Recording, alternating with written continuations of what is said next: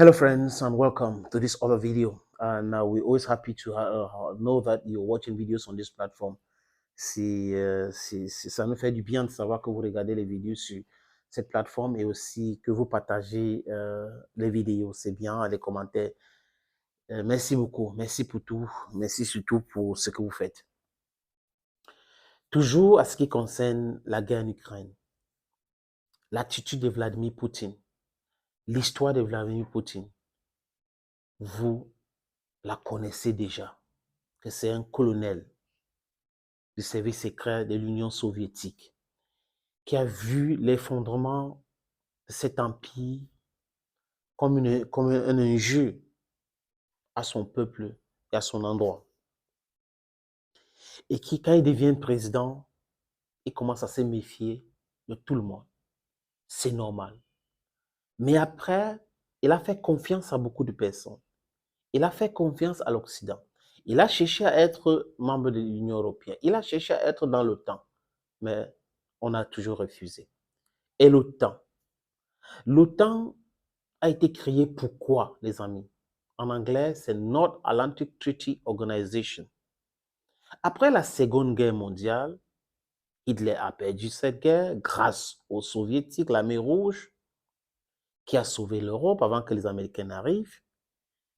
Et ils ont décidé en 1947 de créer les Nations Unies. Ils ont créé les Nations Unies. 2 ans après, les Américains ont créé l'OTAN, North Atlantic Treaty Organization. Les Nations Unies ont été créées pourquoi? Pour régler les situations de conflits dans le monde, pour mettre un terme à tous les conflits dans le monde. Et maintenant, 2 ans après, si ces gens qui avaient créé les Nations Unies étaient sincères, pourquoi créer l'OTAN après? 2 ans après, on a créé l'OTAN. Et on n'est pas passé par le Conseil de sécurité des Nations Unies pour créer l'OTAN. Des gens se sont réunis, judéo-chrétiens, ils ont créé leur organisation, une espèce de parapluie, pour se protéger contre quoi, contre qui, on ne sait pas. Et là, les Russes, de l'autre côté, ou l'Union soviétique, ont décidé aussi de créer le pacte de Varsovie. Mais seulement en 1990, ils étaient obligés d'arrêter avec cela. Ils ont arrêté avec ça. Et on les a promis que l'OTAN ne va pas recruter les pays de l'ex-Union soviétique, dont aller vers l'Est, l'Ouest, je veux dire. Ils n'ont pas respecté ces engagements-là. 90-2000, le monde a vécu dans pratiquement l'enfer. Les Américains pouvaient bombarder où ils voulaient, les Français pouvaient aller bombarder à Kosovo, Jacques Chirac d'ailleurs. Tout le monde qui est puissant pouvait faire ce qu'il veut, surtout le côté judéo-chrétien. C'est quoi ça, non? Les amis, ils ont fait ça qu'à la tête. Et le monde entier les regardait avec colère, mais les autres pays ne pouvaient rien faire. La Chine ne pouvait rien faire. La Russie ne pouvait rien faire parce que la Russie venait de perdre de sa superbe. Et Poutine remplace Boris Yeltsin. Il connaît tout ça. Il sait que l'Occident ne respecte pas ses engagements. Il rencontre Bill Clinton. Et Bill Clinton était très fâché parce qu'il a cru que comme c'était lui, Bill Clinton, Poutine devait se mettre à genoux. Mais il a rencontré un mâle alpha. Il a rencontré beaucoup de chefs d'État européens et américains. Mais il a compris que ces gens ne respectent pas leurs paroles. Et qu'est-ce qu'il faut faire? La Russie, c'est l'immense territoire. C'est 4 fois plus grand que l'Europe, avec près de 200 millions d'habitants. Il faut se préparer à se défendre. Comme l'OTAN refuse que tu deviens membre, ça veut dire que l'OTAN est là pour créer les problèmes. Et les amis, peut-être avant de vous montrer cette vidéo, je pose une question. Vous avez remarqué qu'il n'y a pas de pays africains dans l'OTAN, n'est-ce pas? En Asie, il n'y a pas de pays dans l'OTAN. Si l'OTAN est là pour protéger les gens contre les guerres, les Nations Unies sont là pour faire quoi? La question. Et pourquoi l'OTAN n'intègre pas les autres pays? Pourquoi l'OTAN ne cherche pas à intégrer la Chine, les pays en Afrique? Non. Parce que le but de l'OTAN, c'est de diriger le monde. c'est de mettre la pression militaire sur les gens en leur disant, si vous faites whoop, nous allons faire hap. Et on a vu comment ils ont fait. Tuer Gaddafi, bombarder la Somalie, bombarder l'Irak sur les fausses bases, bombarder ceci, bombarder cela. Et Poutine savait tout cela. Les amis, ils ont fait cette vidéo, une façon d'écrire l'histoire à leur manière. Vous savez que généralement, les vainqueurs adorent écrire l'histoire à leur manière. Mais cette fois-ci, ce ne sont pas les vainqueurs. Ils sont en plein déclin et ils sont en train de raconter l'histoire pour les favoriser. Je vous suggère de regarder cette petite vidéo. Tout a commencé au plus fort de la guerre froide. There is such change taking place in the communist world. We must take action Écoutez ça. to assist the campaign for democracy. Sous la présidence de Ronald Voilà, ça Reagan. c'est Ronald Reagan. Mr. Gorbachev, tear down this wall. Demandez à Gorbatchev de casser le À mur. l'époque, Vladimir Poutine est un jeune officier du KGB en poste en Allemagne, formé à combattre l'Amérique. Ce n'était pas un politique. Il n'était en réalité qu'un agent du KGB. Donc, on lui a toujours appris à se méfier de l'Occident, à partir du principe que c'était l'ennemi, ou qu'à minima, il fallait toujours se méfier des Occidentaux. A raison.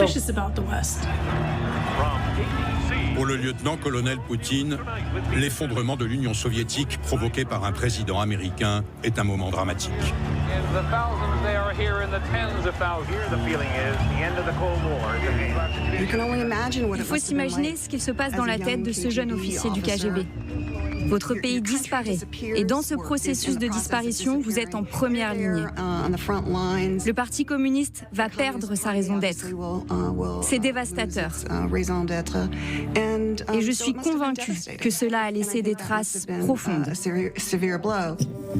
As we celebrate Christmas, Vous this présente day George of Herbert peace and hope, Walker Bush. L'humiliation par les États-Unis culmine lorsque George Bush, le nouveau président américain, Tout ça, c'est le discours, proclame comme une victoire la fin de l'ère soviétique. Voilà receding. ça. Eastern Europe is free.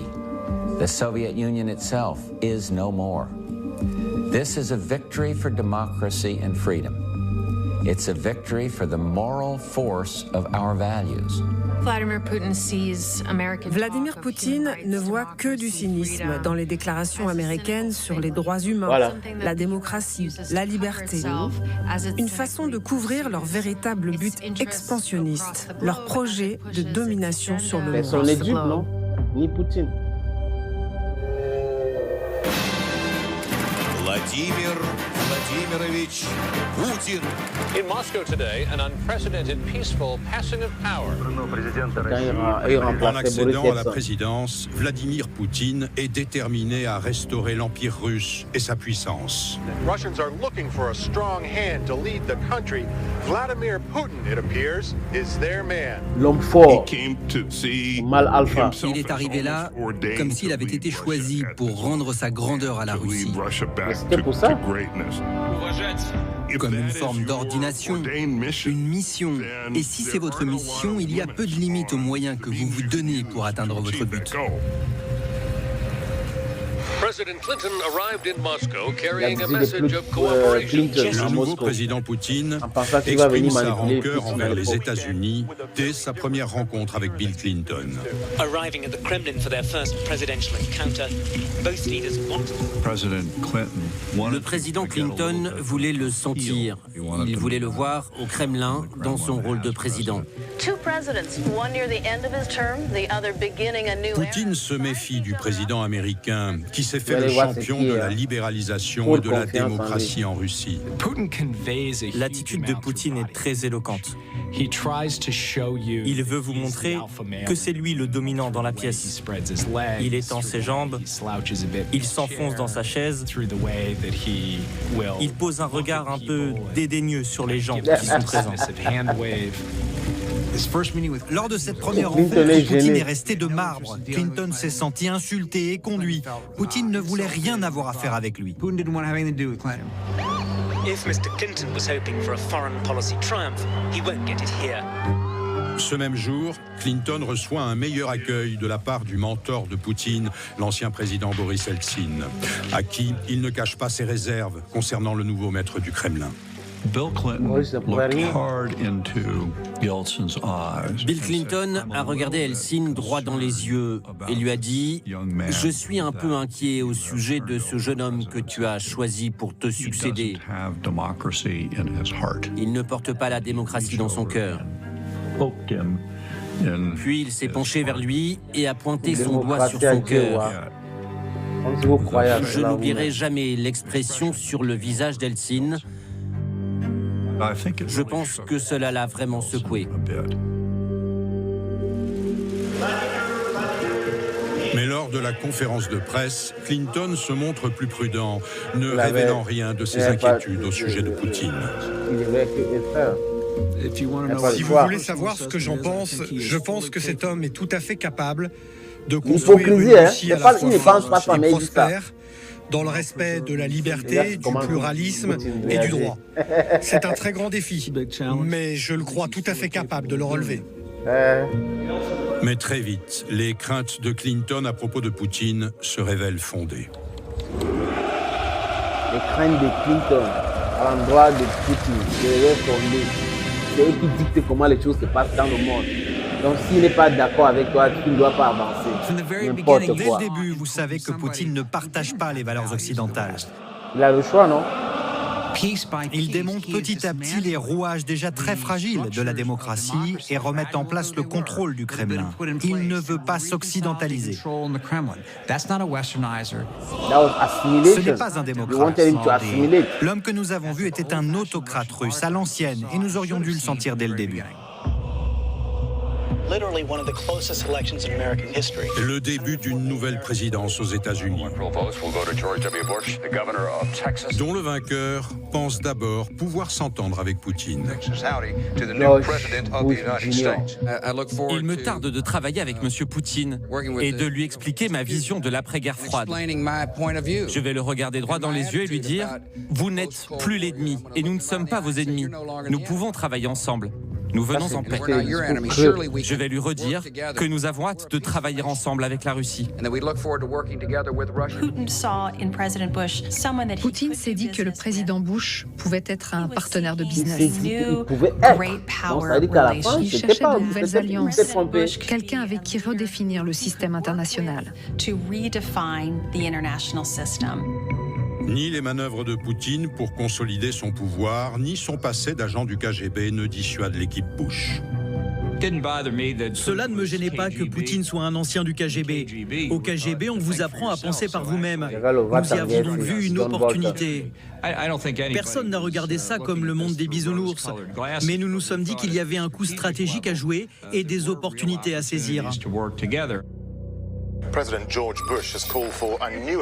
Les deux présidents ont une première occasion de se jauger lors d'un sommet en Slovénie, un ancien pays communiste.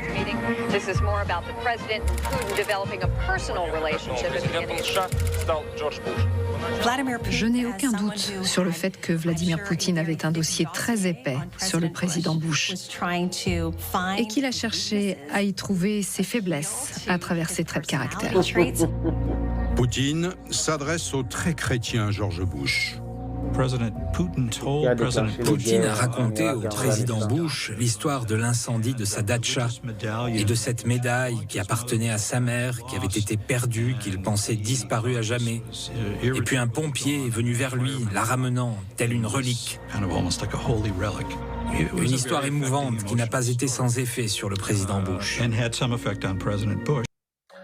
Voilà, les amis, vous avez compris. C'est Poutine. C'est différentes rencontres.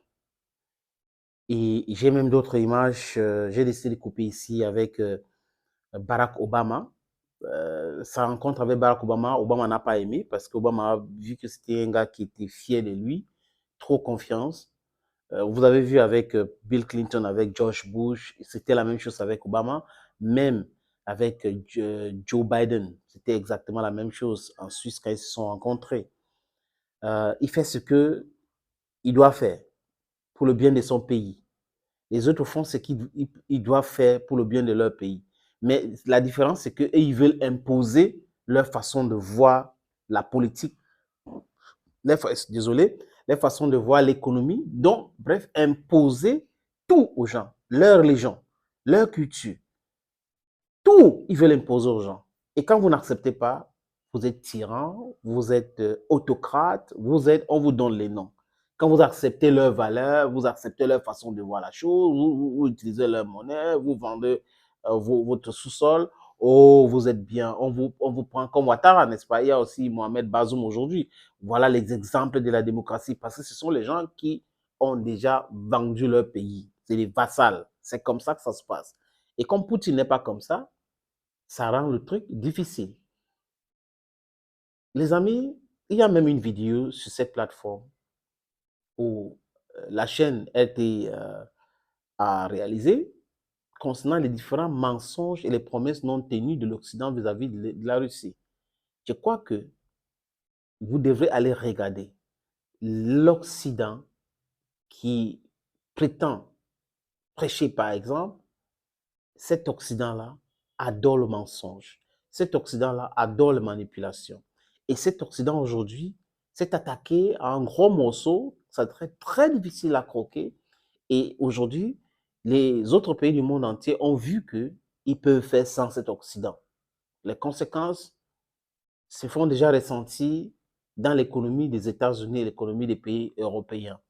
Le Brésil qui décide de faire les achats avec le commerce avec la Chine en utilisant leur propre monnaie, pas de dollars. Donc, vous voyez que ça devient compliqué, très compliqué pour ce pays qui ne comprennent pas que le tonton puissant hier peut s'affaiblir et que le jeune d'hier grandit et devient fort. Comprendrez, comme on dit chez nous? Les amis, à très bientôt. Bye bye for now.